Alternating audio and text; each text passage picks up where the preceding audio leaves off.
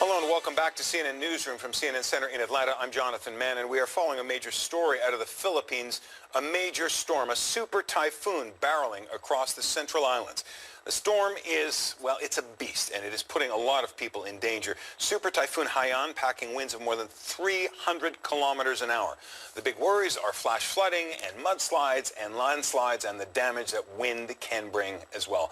Tom Sater is following the path of Haiyan and joins us now. What are you seeing? Jonathan, the members of the CNN World Weather Center are about ready to make a very strong statement.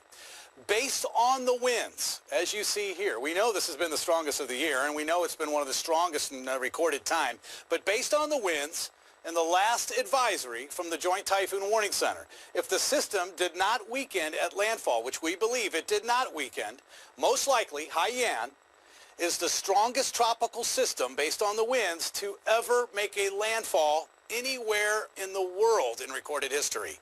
Now, it's going to take some evaluation. There'll be weeks, and they're going to be studying this. Meteorologists around the world will study this storm for weeks, but we can pretty much safe to say, based on the winds, this could be the strongest we've ever seen. The eye making its way now very close to the heavily populated area, city of Tacloban City. Again, 221,000 live there. You can see the eye as it's passing just to the south of the city.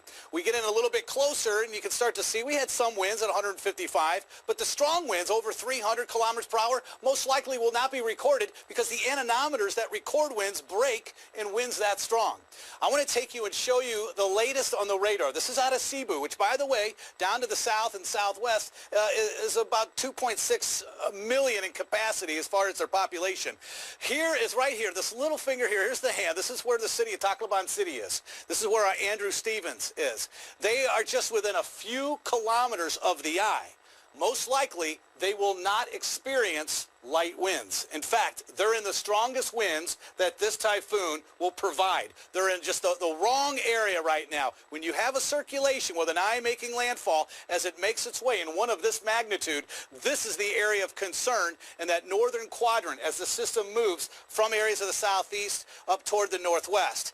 Because he is not in the eye, he will not have the light winds. He will not see the sunshine, which is most likely occurring inside the eye wall. There may be birds flying around. But on the exterior, he's in some blinding rainfall right now, and the amounts will continue to be quite heavy and staggering. Notice the convective activity as it wraps around the eye wall off toward the southwestern flank down to the south. We're going to continue to see this make its movement across one populated community after another. It's going to take a while before it makes its progression and makes its way all the way through. About 18 hours, maybe only about 16 now.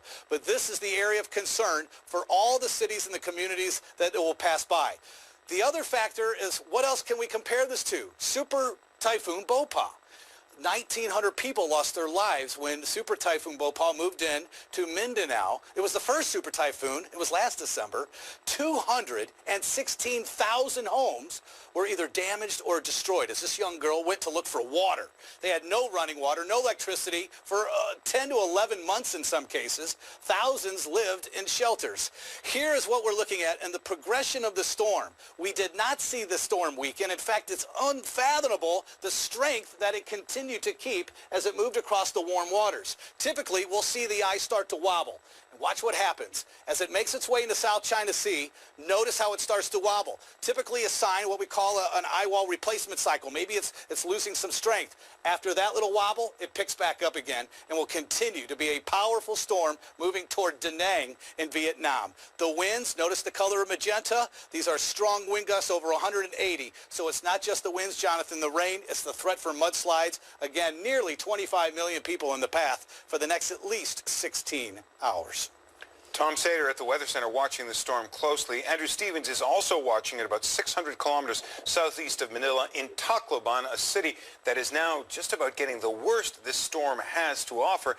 What's happening around you, Andrew? Jonathan, the intensity seems to have leveled off at a very, very powerful pace in Manila. This place is still on the third floor of this hotel. It's very expensive. But I've just done a quick look around the floors, and the staircases are now waterfalls ladies and gentlemen, you look outside and you first white out now. All you can see is just the immediate scenery, which is, I was looking at the time for but this is now a white out.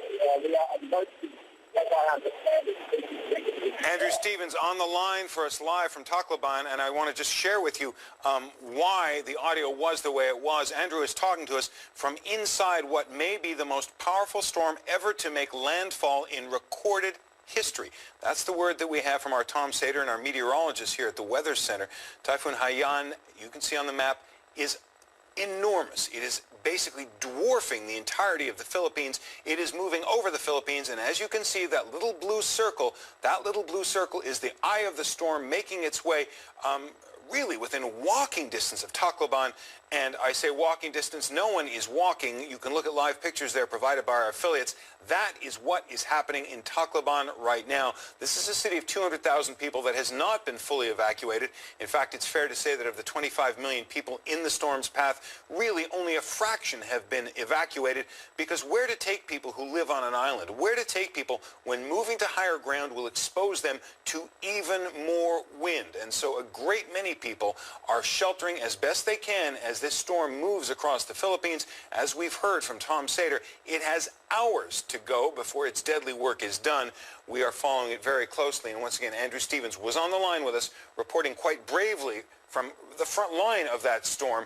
But the audio, the fact that we couldn't understand him, just one more testament to just how powerful that storm is.